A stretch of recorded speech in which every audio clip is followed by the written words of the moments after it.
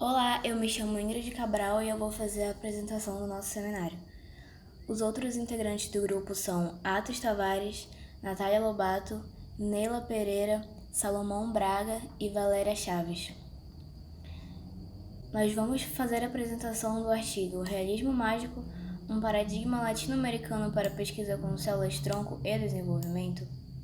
Os autores do artigo são Mauron Corey e Fernando Figueiroa. Ele foi publicado pela editora Springer Nature no ano de 2019. E com essa apresentação, nós temos como objetivo apresentar brevemente os componentes essenciais para uma melhor compreensão da aplicação do empreendedorismo. E também mostrar quais itens podemos analisar do modelo Canvas. Bom, primeiro a gente vai fazer uma breve introdução aqui para falar o que são as células-tronco e por que elas são tão interessantes para os cientistas. Bom, essas células elas têm uma capacidade de autorrenovação e de diferenciação em diversas categorias funcionais de células. Ou seja, as células-tronco têm a capacidade de se dividir e se transformar em outros tipos de células. Elas podem ser programadas para desenvolver funções específicas, uma vez que se encontram em um estágio em que ainda não estão totalmente especializadas. Existem 3 tipos principais de células-tronco. 2 são de fontes naturais, as células-tronco embrionárias e as adultas. E também existe a célula-tronco pluripotente induzida, que ela foi obtida por cientistas em laboratório no ano de 2007. Em relação à terapia celular, que é sobre o que o artigo está tratando, a terapia celular consiste na substituição de células doentes por células saudáveis, e ela é um dos potenciais usos das células-tronco no combate a doenças. Em teoria, qualquer doença em que haja degeneração de tecidos poderia ser tratada através da terapia celular. E aqui, relacionando com o modelo Canvas, as células-tronco, a terapia com células-tronco, seria a proposta de valor. Agora eu vou falar um pouco sobre qual seria a necessidade das pesquisas com as células-tronco. Essas pesquisas elas são fundamentais para a gente entender melhor o funcionamento e crescimento dos organismos e como os tecidos se mantêm ao longo da vida adulta. Esse conhecimento é fundamental para compreender o que se passa com o organismo durante uma doença. O desenvolvimento de células-tronco fornece aos pesquisadores ferramentas para modelar doenças, testar drogas e desenvolver terapias efetivas.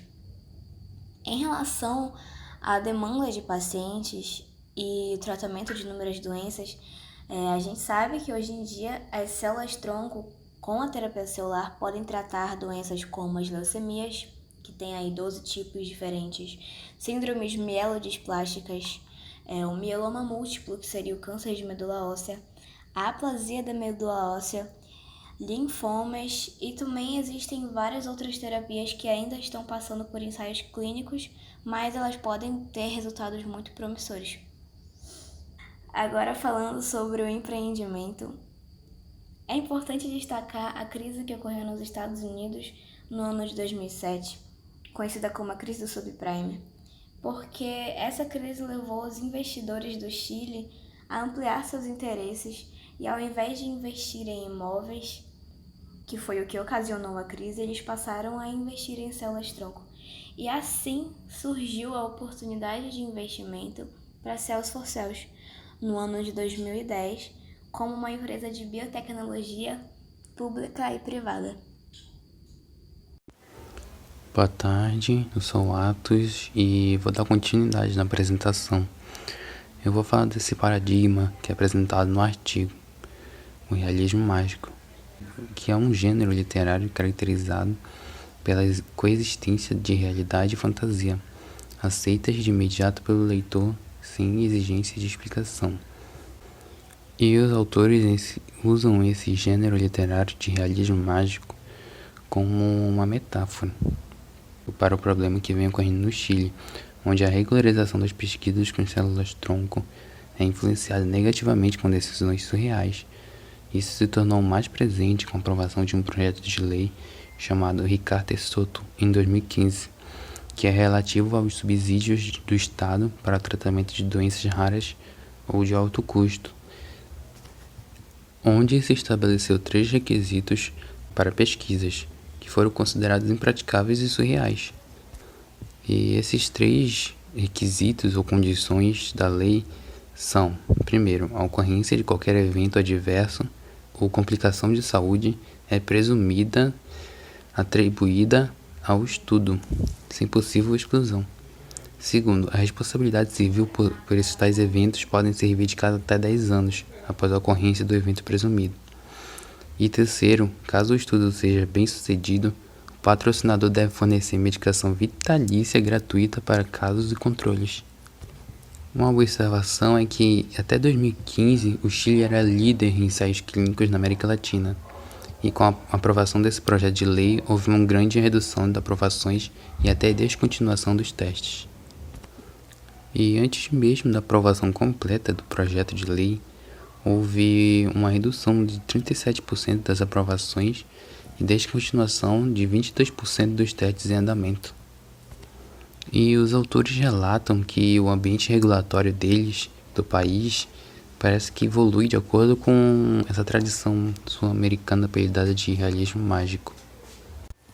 E esse fato pode ser constatado nesse gráfico, onde mostra o declínio de testes clínicos realizados entre 2010 e 2017.